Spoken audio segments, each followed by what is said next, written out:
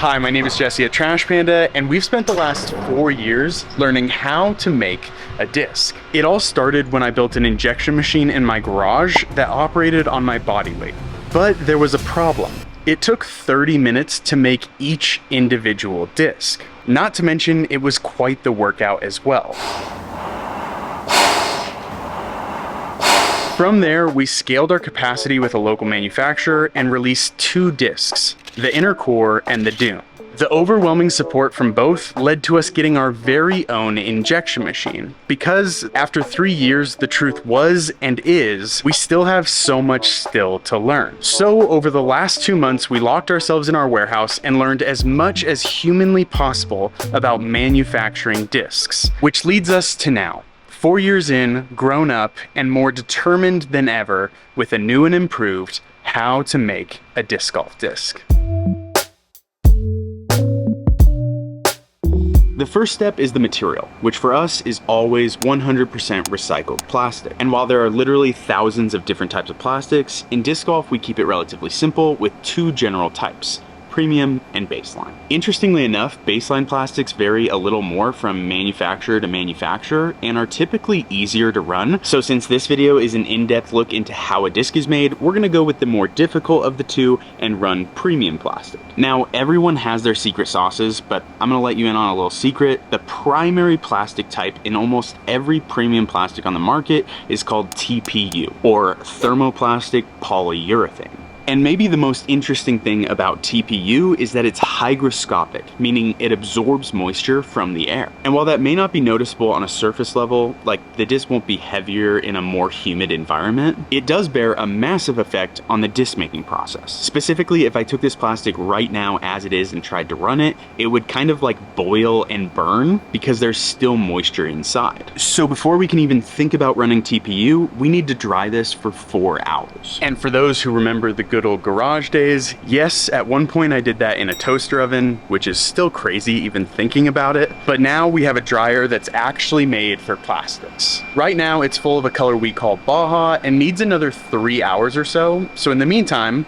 I want to show you a different machine. So typically discs are made through injection molding, and conveniently, this is an injection machine. At a very basic level, an injection machine has 2 different components: the injection unit and the clamping unit. Now it might sound complex, but basically both are exactly what they sound like. The injection unit primarily deals with the plastic, while the clamping unit primarily deals with the mold. But that's from 10,000 feet. If you want to get more in the weeds, there's the nozzle, the band heaters, the barrel and screw, the hopper, the stationary platen, and the movable platen, 4 tie bars, ejectors, and so many other things. And if that wasn't crazy enough, you also need other ancillary equipment just to run this hunk, including a chiller, which regulates and recycles the water, a TCU, which regulates the temperature of the mold, and honestly, I could go on and on and on. But what I find to be most interesting is how it actually works. All right, now that you can see everything better, this is where it gets absolutely fascinating. So you've got the hopper up here, and that's where plastic is fed into the barrel. The barrel is running through here, and the nozzle is over here, and that's where the plastic injects into the mold. Under this guard here, you've got band heaters running along the whole barrel, and then inside of the barrel, you've actually got a screw. And I'll throw something on the screen here so you can see a diagram. By screw, I actually mean like a full-blown screw with flutes. So for the purposes of this video, here is the hypothetical screw. And it does a couple of really interesting things. First, it moves the plastic forward through the barrel by simply spinning, and from that movement it actually also creates friction. It's not true on this here bolt, but on the screw inside the barrel, the gap between these like flutes and the barrel itself actually gets thinner as it moves closer to the nozzle, which makes it super hard for the plastic to move forward without being liquid, ultimately generating a ton of friction and the majority of the heat that melts the plastic. But just when you thought it was done and you thought all this thing did was spin, the screw actually moves backward and forward as well. So basically, the screw on an injection machine is actually spinning and going backwards simultaneously, which loads a shot of plastic in the front of the barrel. Then when it comes time to inject, the whole screw moves forward, acting as a plunger. And this is where I think things get so interesting and wild. Basically, you have this molten plastic now in a mold, which needs some time to cool. So at the exact same time the plastic is in the mold cooling, the screw starts to rotate and move backward, loading up the next shot. But we're already getting ahead of ourselves because you literally can't do anything if you don't have a mold. So this is a disc golf mold, and I think it is absolutely fascinating. Basically, there are three primary components. You've got the core, the cavity, and the stripper plate. Basically, the empty space inside of those three components is what make up the disc. In this case, the inner core. Now you might be asking yourself, why is it a 3-piece mold instead of a 2-piece mold? And that's where the stripper plate comes in. Basically, this piece is designed for one purpose, which is to get the disc off of the mold. So as you can see, when everything is closed, if we just pretend it opened up like this, the disc would actually stick to the A plate because both the rim and the sprue would hold the disc to this side. So as the mold opens, it engages the stripper plate, which helps get the disc out of the mold. Actually, our next video is going to be a deep dive on this mold where we take the entire thing apart, see how much it weighs, and show you every single piece. So stay tuned for that. But for now, the plastic is officially dry, which means all three variables, the plastic, the machine, and the mold, are ready to go, and we can finally make a disc. Whoa, wait. We haven't even talked about the hardest part, and it's called the process. Basically, you have the plastic, the machine, and the mold, but how you program the plastic to flow through the machine and into the mold is something I'm still trying to wrap my brain around, so let me just show you. This is my favorite part. Here it is, wait for it.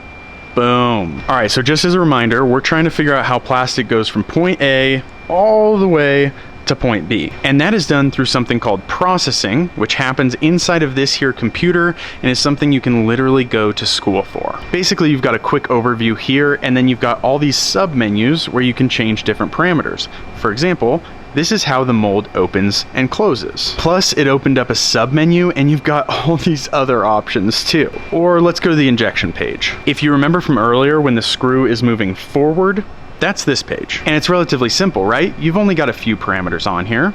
Well, not so fast. Not only can each one of these parameters be changed, which ultimately affects every other parameter, but if you want to get absolutely crazy, as you can see right now, this is a 1-stage injection. The shot size is 95 millimeters, yada yada. We can, just for example, change it to a 6-stage injection, which now opens up all of this. Basically, all I'm trying to say is that there are an infinite amount of combinations for how plastic can move through the barrel, and different plastics like to move through the barrel differently. So this becomes incredibly complex when you're dealing with 100% recycled plastic, because recycled plastic is extremely inconsistent.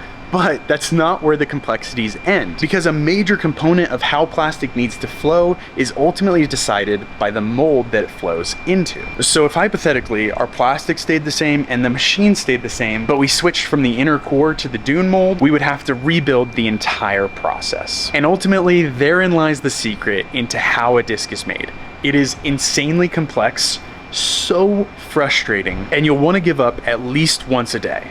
But once you build this perfect process that's able to make perfect discs, man, as a disc golfer, it might just be the most rewarding thing. After all of that, each disc cools on a table for 20 minutes. Then we cut the sprue, which will go right back into the grinder along with any thirds to be recycled again, weigh each and every disc, check the quality of the disc one last time, and package every single disc with care for you. So that is how to make a disc golf disc. And if you're interested in more of a deep dive into how a disc is made, we actually made a thing called the Nocturnal Box. It comes with 5 inner core for $50 and chronologically tells the story of everything we learned over the past 2 months. But I don't want to spoil everything because it's kind of like a mystery box meets an educational experience. So you can find the links for that below. And I know we still have so much left to learn, and there's no way I answered every question that you have in this video. So if you have any unanswered questions, leave them in the comments below, and maybe, just maybe, we'll make a future video